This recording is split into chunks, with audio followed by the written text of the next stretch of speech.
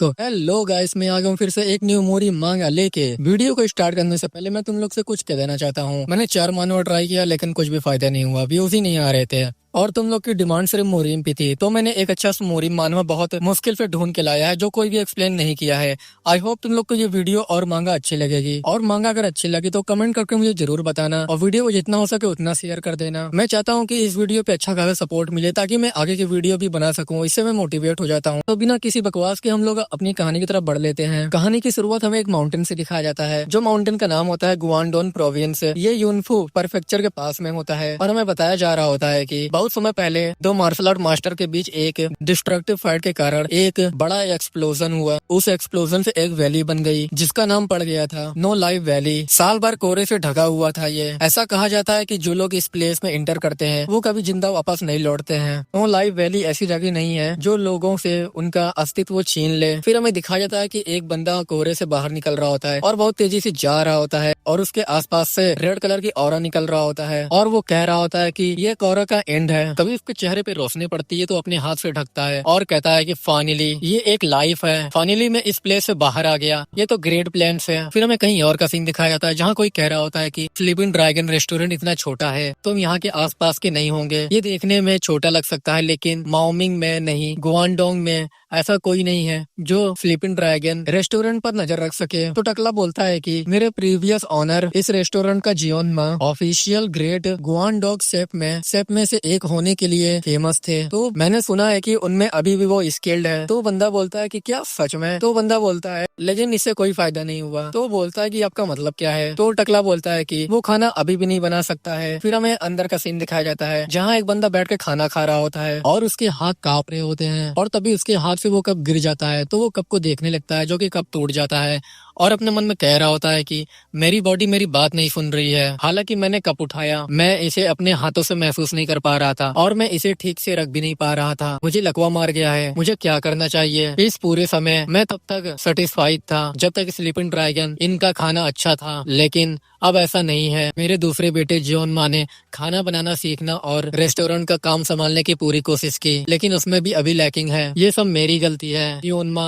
10 साल पहले imperial exam पास करने के बाद मैंने उसे सिविल इंजीनियर बनाने के लिए भेज दिया। उसे बताया कि एक असली आदमी बनने के लिए उसे दुनिया में जाना होगा। मुझे उसे कभी भी कुछ सिक्के और कुछ पकौड़ी देकर नहीं भेजना चाहिए था। जैसे कि कन्फ्यूजन ने कहा था, आगे बढ़ना उतना ही गलत है जितना कि पीछे रह जाना। उसे और भी महान आदमी बनने की मेरी ग्रेडी ने उसे एक चट्टान से नीचे ढकेल दिया। मैंने सब कुछ बर्बाद कर दिया। ये सब मेरी लालच की वजह से हुआ है। ये स्वाभाविक है कि एक मदर फादर ने अपने बेटे को मौत के मुंह में ढकेल दिया, बदले में सजा पाना। ह्यून मेरे प्यारे बेटे ह्यून, और वो रो रहा होता है। तभी एक बंदा अंदर आता है। वो ये कहता है कि हम आज के लिए रेस्टोरेंट बंद किए हैं, लेकिन तभी जैसे ही देखता है तो उसके पैरों तले जमीन खिसक जाती है और वो कह रहा होता है कि हाँ, मुझे पहले ही लकवा है, मेरे लिए भी हेलुसिनेशन शुरू करना अजीब नहीं है। अभी हमें हमारे एमसी का दिखाया जाता है। ये वही बंदा होता है जो स्टार्टिंग में एक वैली से निकल रहा होता है। हमारा एमसी कह रहा होता है कि फादर, मैं वापस आ गया हूँ। ये बात सुन के तो वो चौंक जाता है और कहता है कि चाहे मेरी यादें कितनी भी साफ क्यों ना हो जाए, ये कोई हेलुसिनेशन नहीं है। और जैसे उठने की कोशिश करता है तो एक बेंच से उसका घुटना लड़ता है जिससे उसको खून निकलने लगता है और बाकी सभी खाना गिर जाता है और अपने मन में कह रहा होता है कि उसकी आवाज को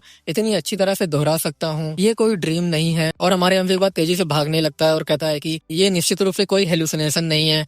और हमारे एमसी के पास आता है और कहता है कि ह्यून, तुम सच में मेरे बेटे ह्यून हो ना? तुम अभी भी जिंदा हो? ये कैसे हो सकता है? और हमारे एमसी के भी आंखों में आंसू आ जाते हैं और हमारा एमसी कह रहा होता है कि हाँ फादर, आपका सन वापस आ गया है, जिंदा और हेल्दी, मैं वापस आ गया हूँ। ये बात सुन के वो जोर जोर से रोने लगता है और वो कह रहा होता है कि ह्यून, ये सच में तुम हो, है ना? मुझे यकीन नहीं हो रहा है, तुम मेरे पास बिल्कुल वैसे ही वापस आए जैसे तुम 10 साल पहले दिखते थे। तभी सीढ़ी से एक बंदा आता और कहता है कि फादर, और दूसरी तरफ उसका फादर अपने बेटे से लिपट कर रो रहा होता और कह रहा होता है कि मुझे माफ कर देना मेरे बेटे। फिर हमें थोड़ी देर बाद का सीन दिखाया जाता है जहाँ तीनों बैठे हुए होते हैं। हमारा एमसी कह रहा होता है कि मुझे यकीन नहीं हो रहा है कि मेरा एक भतीजा भी है। उसका भतीजा बोलता है कि तुम हंस क्यों रहे हो, तुम कैसे हंस सकते हो ब्रदर? तो हमारा एमसी कहता है कि मुझे माफ करना, मैं अपने भतीजे के बारे में सोचकर अपनी खुशी नहीं रोक पा रहा हूँ। हमारे एमसी से वो कहता है कि तुम बिना कुछ कहे गायब हो गए, हर कोई तबाह हो गया था जैसे माँ के मरने पर हुआ था। क्या तुमको पता है कि ये कितना चौंकाने वाला एक्सपीरियंस था? ब्रदर, तुम तो मरे भी नहीं थे, फिर भी तुमने हमारा दिल तोड़ दिया। तुम्हें तो बस दूर रहना चाहिए था। तभी इसका फादर बोलता है कि जियोंग, और इसका नाम जियोंग होता है तो इसको जियोंग बुलाएंगे।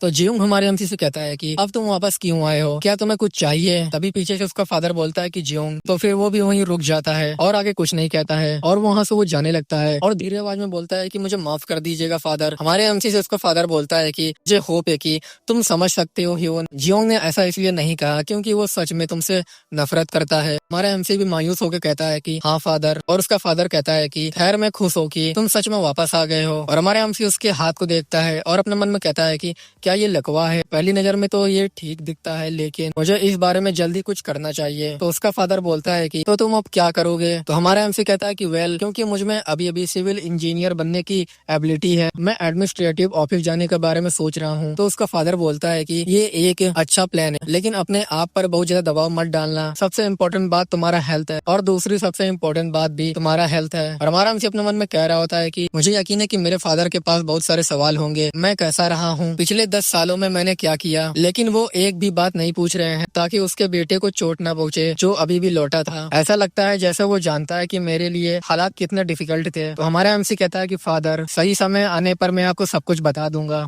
फिर हमें थोड़ी देर बाद का सीन दिखाया जाता है जहाँ हमारा एमसी कह रहा होता है कि अब जब मैं इसके बारे में सोचता हूँ तो मुझे कहीं भी यून या ये ओन नहीं दिखते। ये सब कैसे चल रहा है? और हमें यहाँ पर कुछ लोग को दिखाया जाता है जहाँ सिर्फ 5 लोग होते हैं। जो इसके फादर का नाम होता है जियोंगमा, और एक जियोंगमा होता है जो इसका भतीजा होता है, और जियोंगमा की एक जियोंगमास वाइफ भी होती है, और एक सियोलमा होता है, और हमारा एमसी का नाम ह्योनमा होता है। और हमारा एमसी अपने मन में कह रहा होता है कि मैं सिर्फ यहाँ पर 4 लोग को ही सेंस कर पा रहा हूँ इस हाउस में। तो उसका फादर बोलता है कि वोन, जैसे कि फेथ में लिखा था, वो फाइनली वह ग्रांड गिल्ड का आउटर डिसाइपल बन गई है। तो हमारा एमसी भी बोलता है कि वेट ग्रांड गिल्ड, और हमें इसके बारे में बताया जाता है वेट ग्रांड गिल्ड ये एक बहुत बड़ा फैक्शन है और 9 प्लान सेक्ट का एक हिस्सा है। हालांकि उनमें से अधिकांश आवारा है, मेंबर्स के मामले में वो सबसे बड़े गिल्ड है। ये एक ऐसा ऑर्गेनाइजेशन है जिसका इतिहास बहुत पुराना है और इसका इफेक्ट बहुत ज्यादा है। तो हमारा एमसी अपने फादर से कहता है कि वैग्रेंट गिल्ड का एक आउटर डिसाइपल, ये तो बहुत अच्छी खबर है फादर। उनके पास एक मार्शल आर्टिस्ट बनने के लिए नेचुरल फिजिक्स थी। तो उसका फादर भी हंसते हुए भी बोलता है कि माउंटेन में रहते हुए उन्होंने एक भिखारी के साथ अपना भोजन बांट दिया, लेकिन बाद में पता चला कि वो आदमी वैग्रेंट लोगों के गिल्ड का एक बुजुर्ग था। वो सच में भाग्यशाली था, इसके लिए शुक्रिया। उन्होंने मार्शल आर्ट सीखा और अब वो होनाम एक स्क्वाड एजेंसी के लिए एक बॉडीगार्ड के रूप में काम कर रहे हैं। तो हमारा एमसी भी कहता है कि ये तो बहुत बढ़िया है और अपने मन में कह रहा होता है कि वो कितना पुरानी ख्यालों वाला है,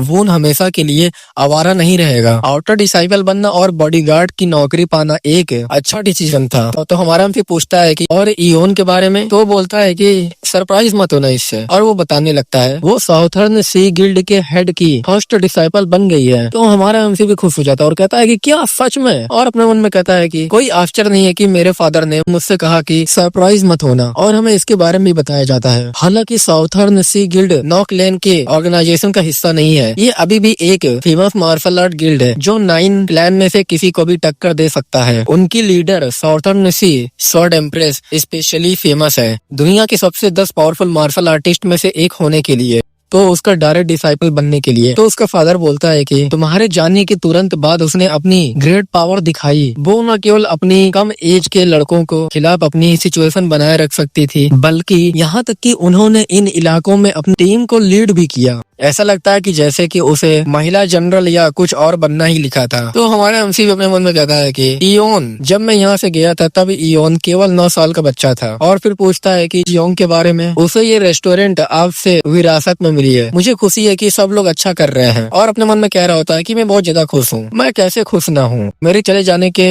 10 सालों बाद में शायद बहुत सारे चेंजेस हुए होंगे, लेकिन इसमें एक भी सैड न्यूज नहीं है। तो उसका फादर हमारे एमसी से कहता है कि और अब जब तुम वापस आ गए हो मैं कह सकता हूँ कि सब कुछ अच्छा है। तो हमारा एमसी अपने मन में कह रहा होता है कि मैं सच में खुश हूँ कि सब कुछ ठीक हो गया है। फिर हमारा एमसी अपने रूम में आता है, अपने रूम को देखते हुए कहता है कि ये प्लेस थोड़ा भी चेंज नहीं हुआ है, ऐसी साफ चीजों के लिए जिन पर धूल का एक भी कण न हो। जियोंग, क्या तुम हर रात इस जगह की सफाई और मेंटेन कराते थे? कितना बेईमान भाई है वो काफी गुस्से में लग रहा था और बैठते हुए अपने मन में कह रहा होता है कि मुझे प्रोबेबली ज्यादा चिंता करने की जरूरत नहीं है, वो पागल हो सकता है, लेकिन समय के साथ मैं श्योर हूँ कि इससे पहले कि बहुत देर हो जाए वो मुझे माफ कर देगा। डेमन हल में चीजें अलग थी। उस समय सबसे भयानक दुश्मन समय था, क्योंकि हर घंटे हर मिनट डेथ का एक नया संकेत था। मॉन्स्टर से, ब्रेजर से, यहाँ तक कि फ्लेमिंग डेमन से तक वो मुझ पर, मेरे दोनों मास्टर और मेरे साथियों पर लगातार हमला करते रहे। उस भयानक हेल के बीच एक दिन भी जीवित रहना एक चमत्कार था। और हमारा एमसी वहाँ लेट जाता है और कह रहा होता है कि ग्रेड प्लान में तुमको एक और दिन देखने के लिए किसी चमत्कार की कामना करने की जरूरत नहीं है। सोते हुए कहता है कि अब कोई जल्दबाजी नहीं है, मैं धीरे धीरे खोया हुआ समय वापस पा सकता हूँ और हर चीज को वापस वहीं रख दो जहाँ वो पहले थी। फिर हमारा एमसी सो जाता है। फिर हमें सुबह का सीन दिखाया जाता है जहाँ हमारा एमसी उठ के बुक पढ़ रहा होता है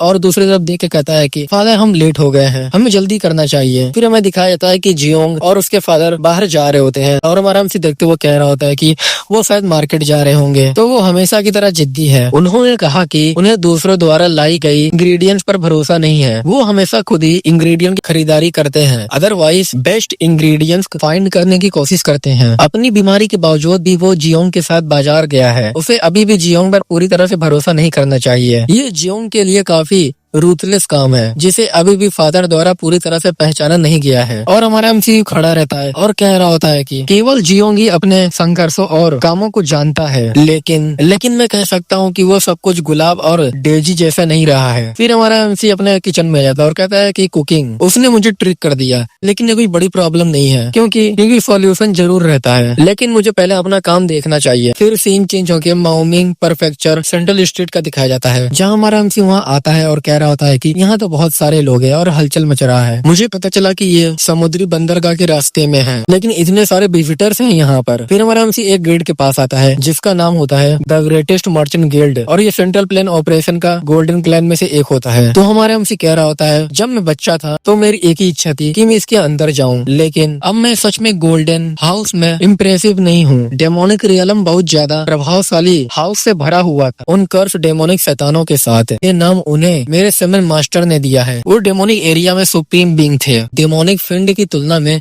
डेमोनिक कल्ट और ब्लड कल्ट बच्चों का खेल है। खैर अब मैं उन्हें दोबारा नहीं देखूंगा, लेकिन मुझे आश्चर्य है कि क्या कोई बचा भी है। फिर हमें एक जगह का सीन दिखाया जाता है जिसका नाम लोकल एडमिनिस्ट्रेटिव ऑफिस होता है और हमारा एमसी वहाँ आता है। तो गार्ड कहता है कि वहीं रुक जाओ और अपना भाला सामने ला देता है। तो हमारा लकड़ी का प्लेट निकालता है और कहता है कि मैं जॉब के लिए यहाँ आया हूँ, ये मेरा सर्टिफिकेशन प्रूफ है। तो हमारे एमसी का वो प्लेट देखता है और कहता है कि तुम अंदर जा सकते हो। तो हमारा एमसी अंदर चला आता है। तो हमारा एमसी वहाँ से जा रहा होता है और कह रहा होता है कि मैं इस पर ट्रस्ट नहीं कर सकता, मुझे इसकी बिल्कुल भी उम्मीद नहीं थी। और पीछे से दो गार्ड कह रहे होते हैं कि वो पागल हो गया है। तो दूसरा वाला कहता है कि शायद हमें उसे पहले ही बता देना चाहिए था। और हमारा एमसी जाते हुए कह रहा होता है कि कड़ी मेहनत से पढ़ाई करने और एग्जाम पास करने का क्या मतलब था। अंत में मैं अभी भी बेरोजगार हूँ, मुझे एग्जाम पास किए हुए 10 साल से ज्यादा हो गए हैं। सिविल इंजीनियर की वे नौकरियाँ जो कुछ दिन पहले तक काफी ज्यादा थी अचानक भर गई है। शायद मैं बहुत ज्यादा ही ऑप्टिमिस्टिक था। मैं डेमोनिक रियलम में सबसे पावरफुल डेमन लॉर्ड को हराकर डेमन एरिया से भी बच के निकल गया, फिर भी मैं सिविल इंजीनियर नहीं बन सकता।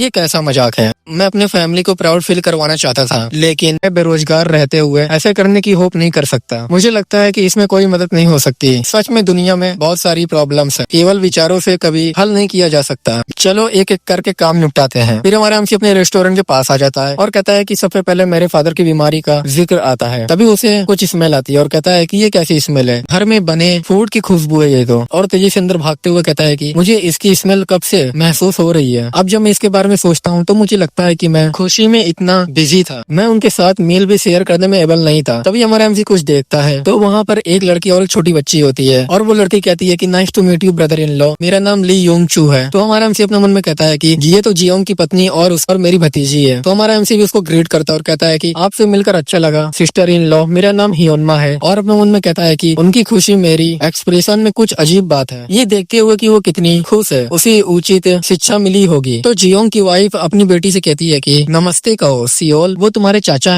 हियोन है। और हमारा हमसे अपने मन में कहता है कि वो जियोंग के बिल्कुल अपोजिट है, वो क्रोधी है और अपने प्रति ईमानदार नहीं है। तो उसकी बेटी भी कहती है कि हेलो। तो हमारा हमसे भी एकदम ये देख एकदम खुश हो जाता है और अपना मन में कहता है कि ये हेवन से आया का रूप ऐसा दिखता है, ये बहुत प्यारी है। तो हमारा हमसे उसके पास जाता है और कहता है कि तुम्हारी उम्र क्या है सियोल। तो बोलती है कि मैं तो वो बोलती है कि मैं 6 साल की हूँ। तो हमारा एमसी कहता है कि वो इतनी बड़ी हो गई है कि जल्दी ही पढ़ना और लिखना सीखना शुरू कर देगी। तभी उसके फादर आते हैं और कहते हैं कि क्या सियोल बहुत सुंदर नहीं है? तो हमारा एमसी कहता है कि हाँ, बहुत ज्यादा सुंदर है। तो उसका फादर बोलता है कि अब नाश्ता तैयार है, तो चलो खाना शुरू करते हैं। तो वो लोग टेबल पे बैठ जाते हैं और हमारा एमसी कह रहा होता है कि ये स्वादिष्ट है जियोंग। और जियोंग की वाइफ कह रही होती है कि मेरे पति ने खुद से एक वादा किया है, जब तुम वापस आओगे तो वो तुमको सबसे अच्छा खाना खिलाएंगे। और उसके फादर भी बोलते हैं कि वो बहुत दूर से आया है। और हमारा एमसी अपने मन में कह रहा होता है कि ये पीसफुल फैमिली डिनर है, मैं बड़ी मुश्किल से अपने आंसू को रोक पा रहा हूँ, ये बहुत ज्यादा ही अच्छा लग रहा है मुझे, मेरा पेट भर गया है। फिर हमें रात का सीन दिखाया जाता है जहाँ हमारा एमसी कोई टेक्निक को यूज करके अपने फादर के रूम में आ जाता है और अपने मन में कह रहा होता है कि वो अवश्य कोई सुखद प्लीजेंट ड्रीम देख रहा होगा। फादर, आपको सच में जीवन में और अपने सपनों में भी खुश रहना होगा। तो हमारा एमसी अपने हाथ में कुछ एनर्जी को लाते हुए अपने फादर के चारों ओर फैला देता है और अपने मन में कह रहा होता है कि मैं उसका इलाज करने जा रहा हूँ। अबाउट थ्रीडिंग मेरे 7 मास्टर द्वारा डेवलप किया गया है और उसके बॉडी के अंदर जा रहा होता है और कह रहा होता है हमारा एमसी अपनी लाइफ के पावर को 1 दर्जन गुना बढ़ाने में एबल होना ही पर्याप्त होना चाहिए। ये एक ऐसी प्रक्रिया है जिसमें मुझे अपने फादर के मेंटल के साथ बातचीत करनी होगी, मुझे अच्छे से फोकस करना होगा। सबसे पहले मुझे उसकी ब्रेन की नसों को खतरे में डालना है जो उसके लकवे का मूल रीजन है। मुझे उसका इलाज करने से पहले सबसे छोटे पदार्थों को भी शुद्ध करना होगा। अब जब मैं बीमारी से मुक्त हूँ, ये डेमोनिक फील्ड की मॉडिफाइड एबिलिटी का समय है। तो हमारा एमसी अपने उंगली में कुछ करता है जैसे डार्क कलर की एनर्जी निकल रही होती है और वो कह रहा होता है कि ये डार्क फीडिंग है। डेमोनिक फीडिंग डेमन द्वारा यूज की जाने वाली एनर्जी को ह्यूमन बॉडी के अनुकूल एडजस्ट किया गया था। ये मेरे स्वर्ण मास्टर द्वारा बनाई गई दूसरी पावर थी। अगर व्हाइट थ्रीडिंग शांत और शुद्ध करने के लिए है तो डार्क थ्रीडिंग का मतलब किसी को अपने वश में करना, भ्रमित करना और दबाव डालना है। लेकिन इसका यूज किस प्रकार किया जाता है इस पर निर्भर करते हुए सैमनिक एरे ह्यूमन बॉडी के लिए लाभदायक या हानिकारक हो सकती है। अपने फादर के बॉडी में इसको इंजेक्ट कर देता है और उसके ब्रेन को हमारा एमसी अपने पावर को यूज करके देखने लगता है। फिर उसके हार्ट को देखता है और कहता है कि अच्छा कि वाई स्टैकिंग और एम्प्लीफिकेशन उसके हार्ट में उचित रूप से स्थित है। बहुत बढ़िया, मुझे यकीन है कि कल तक वो हैरान हो जाएंगे जब वो उठेंगे। सब लोग इस टाइम मैं बस यही उम्मीद कर रहा हूँ फादर और आप सभी के लिए ये प्रार्थना है कि आप लंबे समय तक खुश रहें। अब हम अगले स्टेप पर चलते हैं। फिर हमारा एमसी वहाँ से गायब हो जाता है। फिर हमें अगले दिन का सीन दिखाया जाता है जहाँ हमारा एमसी कह रहा होता है कि मैं अभी भी अनएम्प्लॉयड हूँ, लेकिन ऐसे कामों की पॉसिबिलिटी है जो मैं कर सकता हूँ क्योंकि सिविल ऑफिशियल बनने की मेरी एबिलिटी अभी भी वैलिडिटी है। मैं अपना खुद का स्कूल स्थापित कर सकता हूँ, मैं भी डॉक्टर बन सकता हूँ, मैं एक शिकारी या औषधि विक्रेता भी बन सकता हूँ। मुझे पूरा विश्वास है कि मैं किसी भी काम में अच्छा करूंगा, लेकिन मुझे लगता है कि मेरे लिए सबसे अच्छा रास्ता यही है कि मैं अपना खुद का स्कूल खोल लूँ। ऑल्दो मुझे एब्सोल्यूट पावर प्राप्त हो गई है, विकास के लिए कोई स्थान नहीं बचा है। इसका मतलब ये नहीं है कि मेरा दिल और दिमाग भी बेकार हो चुका है, मुझे अभी भी बहुत कुछ करना है। मैं सोचता हूँ कि मैं एक टीचर बनूंगा। फिर सीन शिफ्ट होके हमें जियोंग का दिखाया जाता है जहाँ वो खाना बना रहा होता है। अपने फादर से कह रहा होता है कि फादर आप बहुत आज एनर्जेटिक लग रहे हैं। तो उसका फादर भी बोलता है कि हाँ तुम सही कह रहे हो, ये थोड़ा स्ट्रेंज है, मैंने काफी समय से ऐसा महसूस नहीं किया था। शायद डॉक्टर जियोंग का दवा दिया गया फाइनली असर कर रही है। कल तक तो मैं चाकू भी नहीं पकड़ सकता था, लेकिन आज का केस अलग है। न केवल मैं ज्यादा एनर्जेटिक महसूस करता हूँ बल्कि मेरे हाथों में भी वो अनुभूति वापस आ गई है। मुझे ऐसा लगता है कि मैं कम से कम 10 साल जवान हो गया हूँ। ये मेरे लिए 10 महान गुआंगडोंग शेफों में से एक के रूप में मेरे यंग दिनों की बराबरी करने के लिए पर्याप्त है। नहीं, मैं शायद 10 ऑलमाटी शेफों में से एक बनने में भी एबल हो जाऊँ। स्लीपिंग ड्रैगन रेस्टोरेंट जिसे स्वाद में औसत दर्जे का आना जा रहा था पूरी तरह से 180 डिग्री का सुधार किया है। ये सब फादर के ठीक होने के रीजन से हुआ है। हमारा एमसी कहता है कि मैं बहुत ज्यादा खुश हूँ, मैं रेस्टोरेंट को फिर से अच्छा चलते हुए देख के मुस्कुराए बिना नहीं रह सकता। जियोंग का भी चेहरा अब थोड़ा अच्छा लग रहा है और डॉक्टर जियोंग से मिलने के बाद फादर अपने चेहरे पर बड़ी मुस्कान के साथ रेस्टोरेंट में लौट आए और उसके फादर कह रहे होते हैं कि मैं कहता हूँ ये एक चमत्कार है। और हमारा एमसी भी वहीं खड़ा होकर मुस्कुरा रहा होता है और कहता है कि फादर के ठीक होने के कारण रेस्टोरेंट में बरकत आने लगी है। अब मुझे बस अपने आप को सेटल करने की जरूरत है। फिर थोड़ी देर बाद का सीन दिखाया जाता है जहाँ हमारा एमसी बैठ के अपने भतीजे को खिला रहा होता है और कह रहा होता है कि तब सभी समस्याओं का समाधान हो जाएगा। और उसकी भतीजी उसके नाक में उंगली डाल रही होती है और हमारा एमसी कह रहा होता है कि तो फिर समस्या स्कूल की है, मैंने बहुत पहले इंपीरियल एग्जाम कर ली है, इसलिए मेरे पास एबिलिटीज हैं, तो आई गेस केवल जमीन और एक इमारत ही बची है। फाइनली ये पैसे का मामला है। ऐसा नहीं है कि मेरे पास कोई सॉल्यूशन नहीं है। डेमोनिक फील्ड में मैंने जो भी सामान उठाया उसमें से वो मिस्टिकल ऑब्जेक्ट है, इसलिए वो काम करेंगी। प्रॉब्लम ये है कि उन्हें कहाँ बेचा जाए। फिर रेस्टोरेंट में एक बंदा आता है तो हमारा एमसी उसकी तरफ देखता है और अपने मन में कह रहा होता है कि एक मार्शल आर्टिस्ट है, उसके पास लगभग 20 साल का कीवाई है, उसकी उम्र के पर्सन के लिए ये बुरी बात नहीं है। तो हमारा हमसे उससे कहता है कि सर हमारा डाइनिंग रूम करेंटली क्लोज्ड है, और हमारा हमसे उसको देखते हुए कहता है कि इस कार को छोड़कर वो बिल्कुल भी वैसा ही दिखता है जैसे ओन बड़ा होकर दिखता है। तभी हमारा हमसे कुछ नोटिस करता है और कहता है कि वेट, ये तो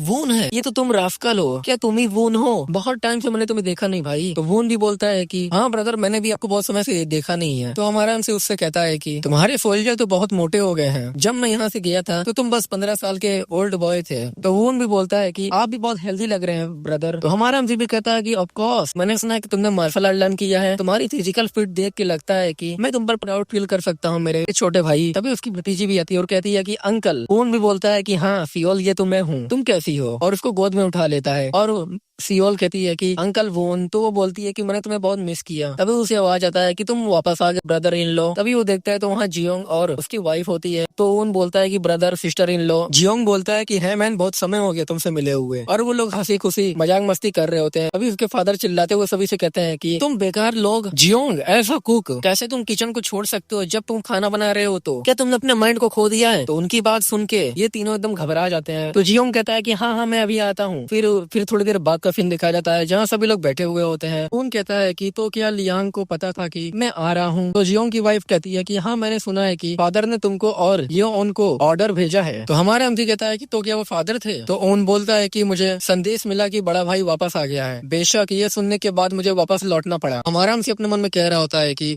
तो क्या मैं ही अंधेरे में था? अगर वो मुझे सरप्राइज करना चाहते थे तो ये काम करता था। तभी हमारा भी शौक होकर बोलता है कि वेट, क्या तुमने अभी ये ऑन का मेंशन किया है? तभी हमें एक लड़की का सीन दिखाया जाता है जहाँ वो अंदर आती है और कहती है कि अच्छा मैं लास्ट पहुंची हूँ। तभी हमारा हमसे खुश हो जाता है और कहता है कि ये तो तुम हो, क्या ये तुम हो इयोन? तुम सच में इयोन हो? तो वो लड़की वो बोलती है कि हाँ ब्रदर मैं ही हूँ। और हमारा हमसे उसके पास एकदम तेजी से आता है और कहता है कि माँ फैमिली का लास्ट मेंबर वापस आ गया है। और हमारा हमसे उसको गले लगा लेता है। सभी लोग बैठ कर डिनर कर रहे होते हैं और उसके फादर अपने मन में कह रहे होते हैं कि हियोन, इयोन, वोन, जियोंग, लियांग और यहाँ तक कि मेरी प्यारी पोती, मैंने मरने से पहले नहीं सोचा था कि ये दिन आएगा। तुम्हारे फादर बहुत ज्यादा खुश हैं। तुम सभी के साथ रहने के लिए शुक्रिया, मेरे बच्चे होने के लिए भी तुम्हारा शुक्रिया। तो हमारे हमदी सभी से कहता है कि अब मुझे कहाँ से शुरुआत करनी चाहिए? ये 10 साल की पहले की बात है, मेरे घर छोड़ने के कुछ समय बाद। ये ठीक उसी समय की बात है जब मैं युनवू परफेक्चर छोड़ने वाला था। तो उसके फादर कहते हैं कि युनवू परफेक्चर तुम्हारा मतलब है युनवू, जिससे हम सभी परिचित हैं। उस प्लेस तक घोड़े से पहुंचने में 15 मिनट से ज्यादा समय नहीं लगता। तो हमारा हमसे बताता है कि आखिर ये क्या हुआ है वर्ल्ड में। वहाँ एक दुर्घटना हुई थी, मैं बहुत अनलकी था और एक मार्शल आर्टिस्ट द्वारा बनाई गई मौत की बाधा में फंस गया, एक डेथ बैरियर। तो वो लोग कहते हैं कि तो क्या तुम ये कह रहे हो कि तुम पिछले 10 साल वर्षों से एक वैली के अंदर फंसे हुए थे? दूसरी तरफ इनवू अपने मन में सोच रही होती है कि एक डेथ बैरियर युनफू में। तभी वो जोर से चिल्ला के कहती है कि अरे रुको एक minute, no life no valley, क्या तुम उस शापित फॉरबिडन एरिया में जहाँ कोई भी जिंदा वापस नहीं लौटता? वोन भी अपने मन में कहता है कि अन्य मार्शल आर्टिस्ट ने नो लाइफ नो वैली साहस पूर्वक सामना किया, लेकिन एक भी नहीं कभी भागने में सफल रहे। लेकिन मेरे ब्रदर ने फॉरबिडन एरिया से भागने में सफल रहे, जिसकी अनगिनत मार्शल आर्टिस्ट को घुटने पर ला दिया था। तो वो हमारे हमसे कहता है कि तो अब तो क्या इसका मतलब ये है कि तुमने मार्शल आर्ट सीख लिया है? तो हमारा हमसे कहता है क्या तुम क्यूरियस हो? तो हमारा हमसे अपने मार्शल आर्ट की पावर को रिलीज करता है, जिससे पूरे रेस्टोरेंट में फैल जाता है और टेबल भी हवा में उड़ने लगती है। ये देख के यिनवू और वुन दोनों एकदम चौंक जाते हैं, हैरान होकर एकदम वही जमे के जमे रहते हैं। जियोंग और उसके फादर भी एकदम चौंक जाते हैं। वो लोग कह रहे होते हैं कि आखिर यहाँ क्या हो रहा है, और पूरी टेबल एकदम उड़ रही होती है आसमान में। वुन अपने मन में कह रहा होता है कि ये कैसे हो सकता है, मेरा पूरा बॉडी उसके मार्शल पावर को देख के कांप रहा है, ये तो ह्यूमन लिमिट्स को भी सरपास कर दिया है। क्या ये ट्रांसेंडेंट ग्रैंड मास्टर के लेवल तक पहुंच गया है, जो केवल अपने माइंड से हेवन को कंट्रोल करने की पावर रखता है? दूसरी तरफ इयोन भी अपने मन में कह रही होती है कि नहीं, वो कम्प्लीटली डिफरेंट लेवल पर है, वो मेरी समझ से बहुत परे है, मैं उसकी पावर का अंदाजा भी नहीं लगा सकती। मेरी ब्रदर की ट्रू मार्शल पावर क्या है, वो ह्यूमन लेवल के बियॉन्ड जा चुका है। फिर हमारा एमसी अपनी पावर को कम करता है और वो टेबल को एकदम सही जगह पे ला के रख देता है। मैं इस पावर का यूज करके डेथ बैरियर से बच गया। फिर हमारा एमसी अपने रूम में आ जाता है और अपने मन में कह रहा होता है कि मुझे यकीन है कि हर कोई हैरान था, लेकिन ये ठीक है, ये ऐसी बात थी जिसका पता उन्हें देर सवेर तो लगना ही था। मैं श्योर हूँ कि वो सब ठीक होंगे, लेकिन मैं उन्हें मौत की दीवार के पीछे छिपी दुनिया के बारे में सच नहीं बता सका। मेरी मार्शल आर्ट की एबिलिटी काफी चौंकाने वाली थी, उन्हें अपनी फेरी टेल एडवेंचर सुनाना बहुत ज्यादा होगा। साथ ही मेरे मास्टर की कहानी, वो मोमेंट जब दो सुप्रीम मार्शल आर्टिस्ट के अंतिम हमले आपस में टकराए, एक शॉकवेव पैदा हुई जिसने मौत की बाधा को भी पार कर दिया, जिससे मैं अंदर तक डूब गया, जहाँ मेरा पूरा लाइफ बदल गया। अगर मेरे दोनों मास्टर न होते तो मैं डेफिनेटली वहीं मर गया होता। मुझे अपनी गलती का शिकार समझकर उन्होंने मुझे अपने साथ ले लिया और मेरी देखभाल की। मैं उस हेल में 40 साल तक जिंदा रहने के लिए संघर्ष किया। ये कहना बेकार नहीं होगा कि वो मेरे दूसरे मदर फादर हैं, मेरे दोनों लॉर्ड फैमिली की तरह है। आज की रात ऐसी है जब मुझे सबकी याद आती है, मेरे मास्टर जो डेमोनिक मॉन्स्टर द्वारा खा लिए गए, साथ ही वो मेरे साथी भी जो कहते थे कि हम सब एक दिन वापस आएंगे और मार्शल आर्ट की दुनिया पर राज करेंगे। फिर हमारा एमसी एक गली में गिरता है और वहाँ पर बहुत सारे असासिन भी होते हैं और हमारा एमसी अपने मन में कह रहा होता है कि मैं कुछ लोगों को सेंस कर पा रहा हूँ अपने रेस्टोरेंट के पास, कम से कम 50 लोग तो होंगे यहाँ पर। और गुस्से में बोलता है कि तुम्हारी हिम्मत कैसे हुई, और आसमान की तरफ उड़ जाता है और आसमान में चलते हुए देखने लगता है और कहता है कि मेरी फैमिली पीसफुल सो रही है, मैं उन्हें डिस्टर्ब नहीं कर सकता। और अपनी कोई मार्शल आर्ट टेक्निक का यूज करता है जिससे उसकी आंखें ग्रीन कलर की हो जाती है और कुछ टेंटिकल जैसे निकल रहे होते हैं और पर्पल से ढका हुआ होता है और पूरे घर के आसपास फैल जाता है। और वहाँ पर जितने असासिन छुपे हुए होते हैं उन सभी को जान से मारने लगते हैं और उन लोग को ढकने लगते हैं और वो लोग वहाँ से भागने की कोशिश करते हैं लेकिन भाग नहीं पाते हैं। तो सब बंदे कह रहे होते हैं कि ये तो पॉकेट डायमेंशन है और हमारा एमसी ऊपर उड़ रहा होता है और वो लोग कह रहे होते हैं कि ये ग्राउंड तो डार्कनेस से निगल लिया गया है, ये बहुत सॉलिड है, आखिर वो बंदा ऊपर है कौन। और हमें दिखाया जाता है कि हमारा एमसी गुस्से में अपनी पावर को रिलीज कर रहा होता है और उन लोग से पूछता है कि तुम्हें किसने भेजा है, और उन लोग को बहुत दर्द हो रहा होता है जिससे उन लोग के नाक से मुंह से हर जगह से खून निकल रहा होता है और वो लोग कह रहे होते हैं कि हम लोग यहाँ से एस्केप नहीं कर सकते। तभी एक बंदा अपने मन में कहता है कि नहीं, मेरा मुंह अचानक से अपने आप खुल रहा है और वो बोल देता है कि डार्क हेवनली एलायंस ने हमें यहाँ भेजा है और वो वहीं मर जाते हैं और हमारा एमसी कुछ लोगों को मार डालता है और अपने मन में कहता है कि इसलिए उन्हें कोई भी सीक्रेट रिवील से रोक दिया गया है और गुस्से में बोलता है कि डार्क हेवनली एलायंस तुम्हारी मैं माँ बहन करने के लिए आ रहा हूँ। और अपने मन में कह रहा होता है कि हालांकि वो 50 टॉप लेवल मार्शल आर्टिस्ट को भेजने में एबल है, आखिर मैंने उनके बारे में पहले कभी क्यों नहीं सुना। और अपनी पावर को और रिलीज करते हुए उन लोग से पूछता है कि तुम्हारा ऑब्जेक्टिव क्या है। तो वो लोग बोलते हैं कि उनके डिसाइपल को किडनैप करना। और जैसे ही ये बात सुनता है हमारा एमसी तो उन लोग को मार डालता है जिससे खून की छींटे उड़ रही होती है और हमारा एमसी कह रहा होता है कि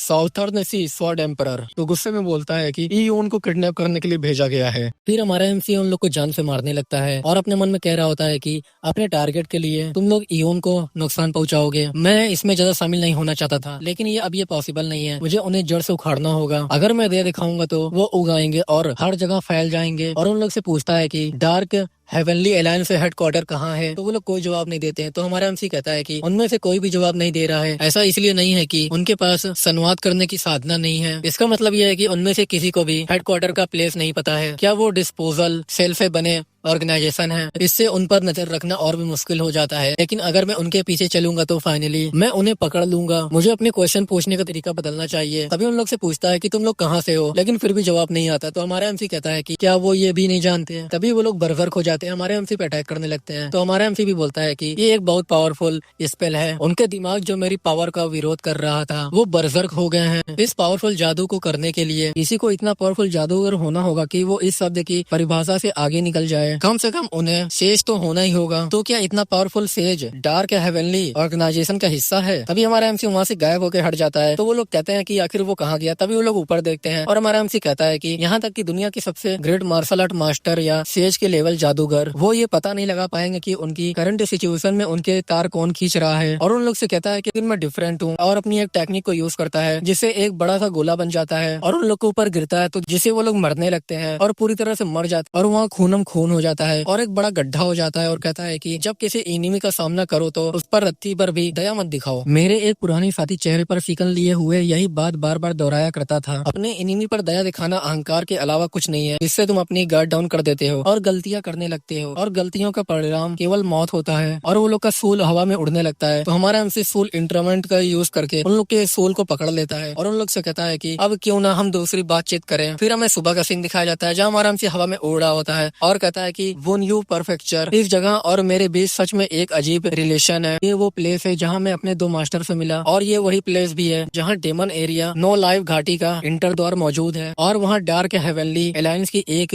ब्रांच का अस्तित्व भी है। और हमारा एमसी तेजी से जाते हुए कहता है कि मुझे यकीन है कि ब्रांच का लीडर जानता है कि मैं ट्रू मास्टरमाइंड के करीब कैसे पहुंच सकता हूँ। फिर हमें डार्क हेवनली एलायंस ब्रांच का सीन दिखाया जाता है जहाँ हमारा एमसी वहाँ पहुंच जाता है और देखते हुए कह रहा होता है कि यहाँ इतने लोग नहीं है, कुछ ऐसा है जो डार्क हेवनली एलायंस प्लान से अलग है।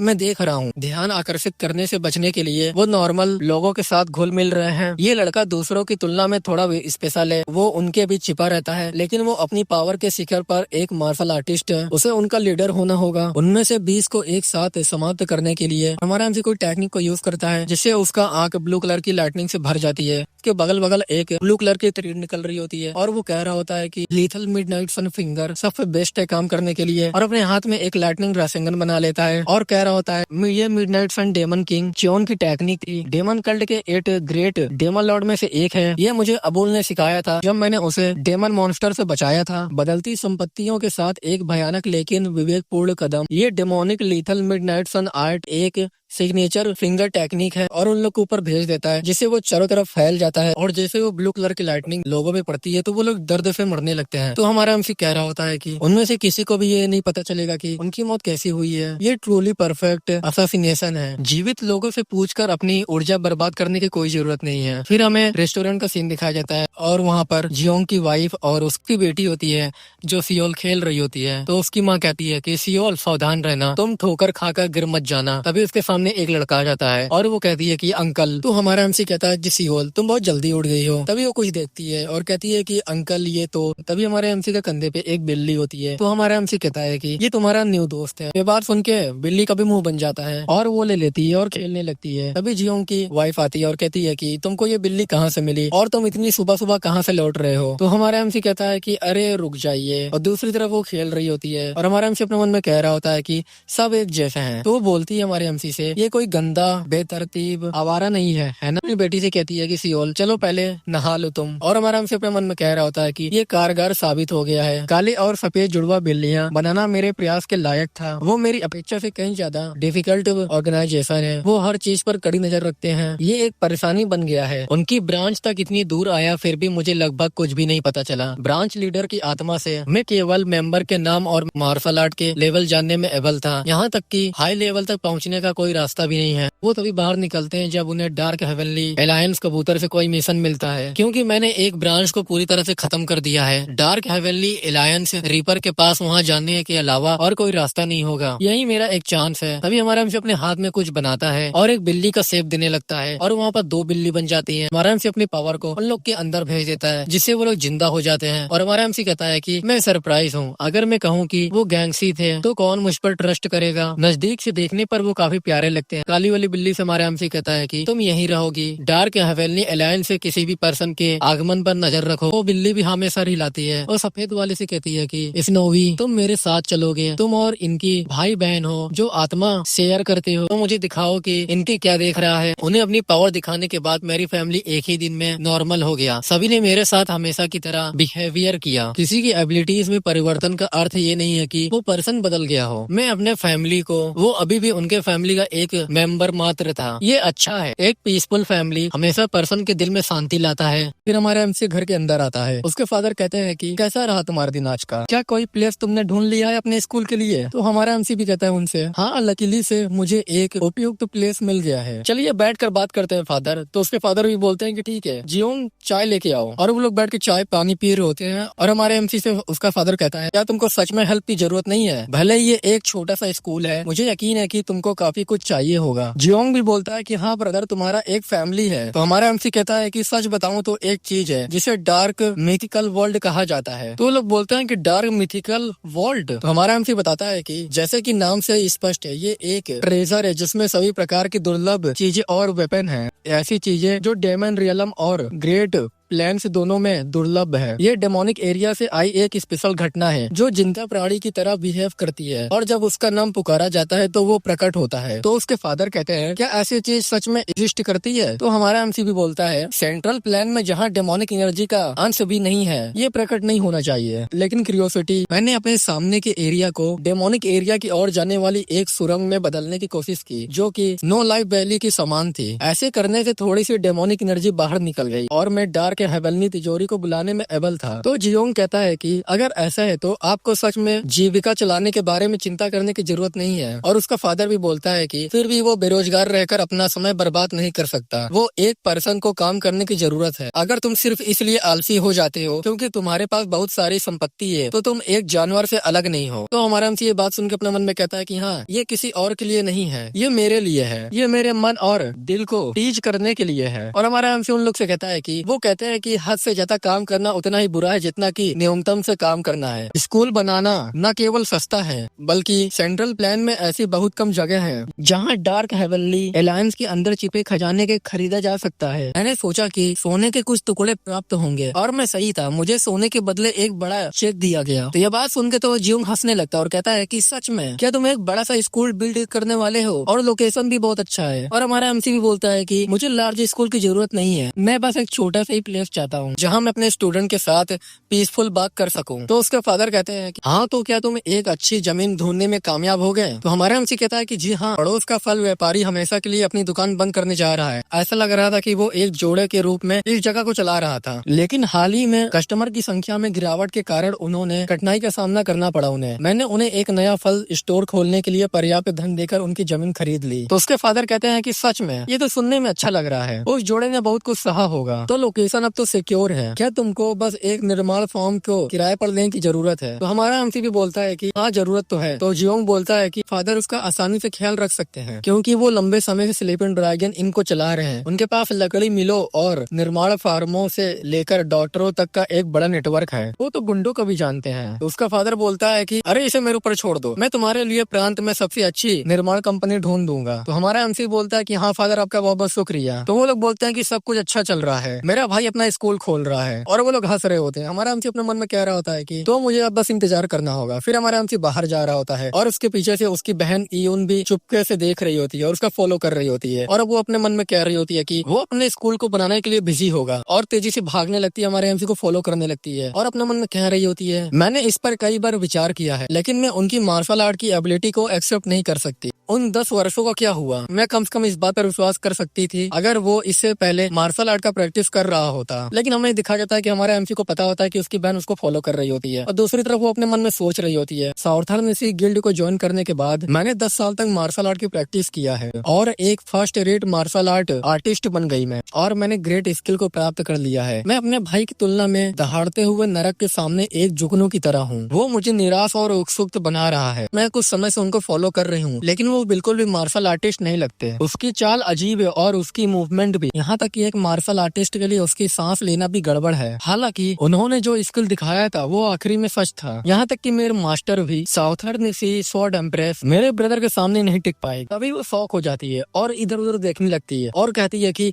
कहाँ गया वो? तभी उसे आवाज आती है क्या तुम मुझे कुछ बताना चाहती हो? और हमारा एमसी उसके पीछे होता है और कहता है कि क्या हुआ यून, तुम मेरे मार्शल आर्ट स्किल के बारे में बहुत क्यूरियस हो है ना? तो बोलती है कि हाँ बस थोड़ा सा। तो हमारा एमसी बोलता है कि तुम्हें मैं क्या बताऊं, क्या तुमको अच्छा लगेगा अगर मैं तुमको बताऊं कि ये एक के बाद एक संयोग था? गुस्साते हुए अपने मन में कह रही होती है कि एक के बाद एक कॉन्फिडेंस है, अगर तुम्हारे पास डिवाइन लक है। तो हमारा एमसी उससे कहता है कि अरे मैं तो बस मजाक कर रहा था लेकिन मुझे यकीन है कि ये तुम्हारे लिए एक ग्रेट एक्सपीरियंस होगा। तो इयोन कहती है कि तुम्हारा मतलब क्या है? तो हमारा एमसी उससे कहता है कि मैंने तुम्हें इनसिक्योरिटी का गिफ्ट दिया है ना? तो वो भी अपने मन में कहती है कि हाँ वो सही है, मैं खुद को इम्प्यूटियस महसूस कर सकती हूँ। अपने सामने एक जायंट माउंटेन को उभरता हुआ देखकर मैं खुद की तुलना करने से खुद को रोक नहीं पाती और मैं उसकी बराबरी न कर पाने के कारण खुद को ही बेकार महसूस करने से खुद को रोक नहीं सकती। ऐसा इसलिए क्योंकि मैं इनसिक्योरिटी हूँ। ये अच्छी बात नहीं है, कम से कम इतना तो मैं जानती हूँ। तो फिर मेरा भाई क्यों ये कहना कि ये मेरे लिए एक गिफ्ट है, ऐसा कैसे? तो हमारा एमसी अपने बहन से पूछता है कि तुम्हारे थॉट में इनसिक्योरिटी कहाँ से आती है? तो वो बोलती है कि आई गेस ये लालच है। तो हमारा एमसी कहता है कि ये कोई गलत जवाब नहीं है। तो वो चिढ़ते हुए कहती है कि तब राइट आंसर क्या है? तो हमारा एमसी कहता है कि सिंपल आंसर है, ये कंपेयर करने के लायक है, अपने आप की तुलना दूसरों से करना। उस पर्सन की तुलना में मुझ में क्या कमी है, अदरवाइज वो पर्सन मुझसे बेहतर क्या कर सकता है? तो उसकी बहन अपने मन में सोचती है कि वो गलत नहीं है, यही मैं उसे देखते हुए सोच रही थी। तो हमारा एमसी उससे कहता है कि कंपेयर एक अंतर पैदा करती है और अगर अंतर बहुत बड़ा है तो तुम निश्चित रूप से हानि या निराश महसूस करोगी। क्या स्वॉर्ड उठाने के बाद तुम कभी किसी से हारी हो? तो वो अपने मन में सोचती है कि डिफीटेड काउंटलेस छोटी छोटी हारें मिली है। रुको, वो जिस इस हार की बात कर रहा है, क्या मैच हारना कोई नॉर्मल बात नहीं है? हमारा एमसी उसके सर पे हाथ रखता है और उसे कहता है कि मैं श्योर हूँ कि वहाँ एक भी नहीं था, ट्रू डिफीट है। ये तब शुरू होता है जब तुम अपनी तुलना अपने अपोनेंट से करती हो और तुम अपने आप को नीचे देखने लगते हो। फ्रैंकली अगर कहूँ तो तुम बहुत ज्यादा अमेजिंग हो। तुम न केवल फिजिकली में इतने स्किल्ड हो कि अपनी उम्र के किसी भी पर्सन को हरा सकती हो। तुम्हारी सुंदरता भी तुम्हारे पीयर से बहुत ज्यादा है क्योंकि तुम हमेशा बाकी लोगों से आगे रहती हो। मुझे यकीन है कि तुमने कभी कभी अपनी तुलना किसी और से नहीं की होगी क्योंकि इसकी कभी जरूरत ही नहीं थी। तो ये बात सुन के वो चुप रहती है और अपने मन में कह रही होती है, वो पहली बार मेरे ऊपर पलटवार हुआ। मेरा ब्रदर जो केवल 10 साल से लापता था, मार्शल आर्ट में मुझसे कहीं ज्यादा आगे निकल गया है। मैं ये महसूस करने से खुद को नहीं रोक सकी कि मैं पीछे रह गई हूँ और पर अपना पोजीशन खोना। मैं फाइनली इस बुरी भावना को महसूस करने लगी हूँ। ऐसा मैंने पहले कभी महसूस नहीं किया था। फिर वो लोग कहीं और आ जाते हैं और एक पहाड़ पे खड़े हुए होते हैं। तो हमारी एमसी से उसकी बहन कहती है कि अपने छोटी सी दुनिया में फंसे न रहो, अपने मन और क्षितिज का विस्तार करो। मैं एक कुएं के अंदर एक मेढक थी। तो हमारा एमसी उससे कहता है कि ये एक बड़ी दुनिया है इयोन, ऐसे लोग और घटनाएं हैं जिनकी तुम इमेजिन भी नहीं कर सकती। जब तुम मार्शल आर्ट में आगे बढ़ोगे और कंट्री भर में यात्रा करना शुरू करोगी, तुम इसे और भी अच्छे से महसूस करोगी। तो उसकी बहन बोलती है कि और इसलिए आपने कहा कि इनसिक्योरिटी मेरे लिए गिफ्ट थी। तो हमारा एमसी कहता है कि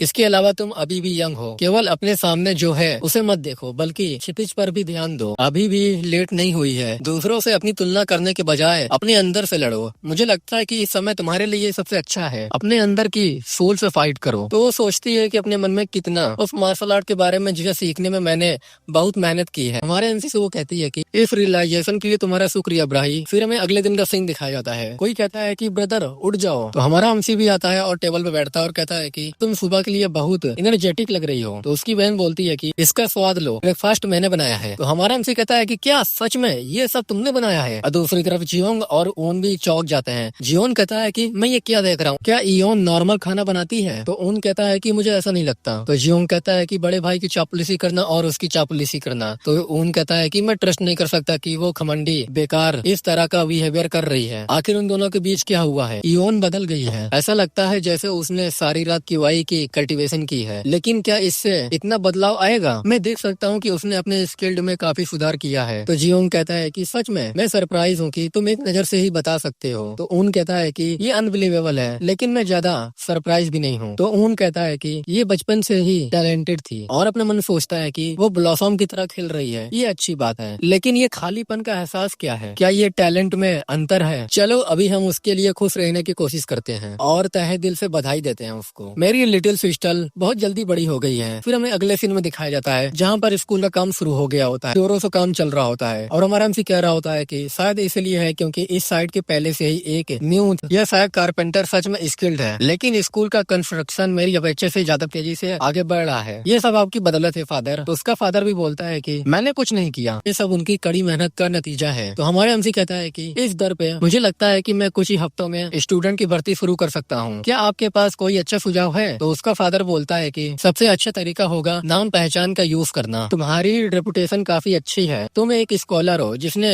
छोटी उम्र में ही इंपीरियल एग्जाम दी थी। प्रॉब्लम ये है कि ये 10 साल पहले की बात है। तो हमारा एमसी भी अपने मन में कहता है कि ये तो सच है, इस कारण लोकल गवर्नमेंट ऑफिस में भी स्वीकार नहीं किया गया। मुझे एक ज्यादा सुनिश्चित प्लानिंग की जरूरत है। तभी उसका फादर कहता है कि चलो मेरे साथ। तभी वे लोग एक जगह आते हैं, तभी एक बोर्ड रखा होता है। तो उसका फादर कहता है कि ये एक लकड़ी का बोर्ड है, क्या ये अच्छा नहीं लग रहा है? तो हमारा एमसी कहता है कि हाँ, मैं भी ऐसा ही सोचता हूँ, ये बढ़िया है। तो उसका फादर बोलता है कि ये एक स्पेशल लकड़ी का बोर्ड है जिसे मैंने कारपेंटर से बनवाया है। मैं फेरी डक परोसन शुरू करना चाहता हूँ, लेकिन मैं इसे और ज्यादा ध्यान आकर्षित करना चाहता था, इसलिए मैंने एक नया साइन बोर्ड मंगवाया। तो तुमको नहीं लगता कि सेटिंग का ये बाहरी दृश्य बहुत से लोगों को ध्यान आकर्षित करेगा? तो हमारा एमसी भी बोलता है कि ये आइडिया बहुत अच्छा है फादर, पहले से मौजूद लकड़ी के बोर्ड पर लिखने के बजाय ऐसा करना, इससे बात और भी आगे बढ़ेगी। तो उसका फादर भी बोलता है मैं भी यही सोच रहा था, मुझे लगता है कि अगर ये किसी स्किल्ड राइटर द्वारा बनाया गया होता तो ये और भी बेहतर होता, क्योंकि सुंदर लेखन लोगों का ध्यान आकर्षित करता है। तो हमारा एमसी बोलता है कि आप सच में सही कह रहे हैं। तो उसका फादर बोलता है कि इसलिए मुझे लगता है कि तुमको ये करना चाहिए। तो हमारा एमसी कहता है कि आप मुझे चाहते हो कि मैं ये लिखूं, लेकिन तो उसका फादर बोलता है कि तो फिर मैं किसे पूछूं? हमारे फैमिली में तुमसे बेहतर ब्रश का यूज करने वाला कोई पर्सन नहीं है। तो हमारा एमसी बोलता है कि फादर। फिर हमें अगले सीन में दिखाया जाता है जहाँ सभी लोग खड़े होकर देख रहे होते हैं और हमारा एमसी भी लिखने लगता है बोर्ड पे और वो फेरी डक लिख देता है और ये देख के उसके फादर खुश हो जाते हैं। और हमारा एमसी अपने मन में कहता है कि मैं फाइनली